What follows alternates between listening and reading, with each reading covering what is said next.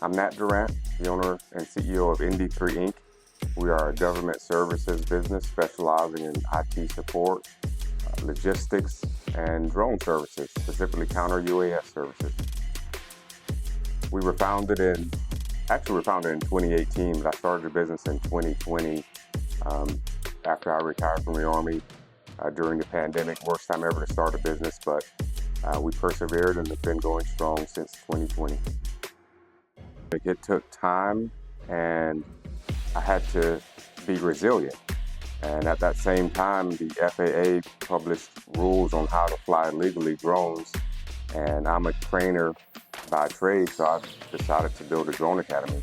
And so I took that time while I was sitting in the office to develop a curriculum to where I could teach people how to actually fly and prepare them for the Part 107 FAA small UAS exam. So the bottom line is I had to pivot and make a change temporarily. I contribute my success to having faith in God for one, having a great team of supporters around me. And one particular person saw me at one of my lowest points when I was almost about to give up, and I told him specifically in this office here, he was sitting right here beside me, that I wanted to give up and go buy a tractor and get a bush hog and go cut grass, because that's something that I could control. And he laughed for a second, but then realized I was dead serious and told me to hold on and wait a bit longer. And so that's what I did, and I started to get my first subcontracts, and then it's been a steady climb ever since. And I've got a great team of employees. When you first start a business, the CEO stands for Chief Everything Officer, and it is extremely tough to start with. And as you scale, you start building the team around you. And I could go on and on about the team.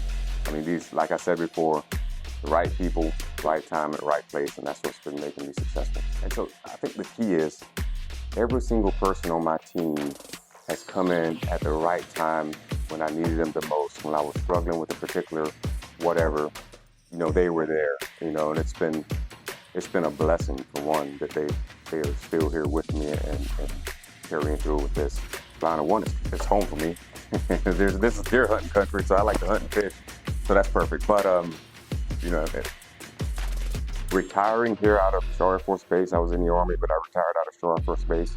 This got me close to home. Florence, South Carolina is my home, but Columbia is where I ended up, and it puts me in a good spot. I'm right next to Fort Jackson. I've got McIntyre, the National Guard base. We've got Shaw Air Force Base, which is Army headquarters there, and I do a lot of government support or government services type work.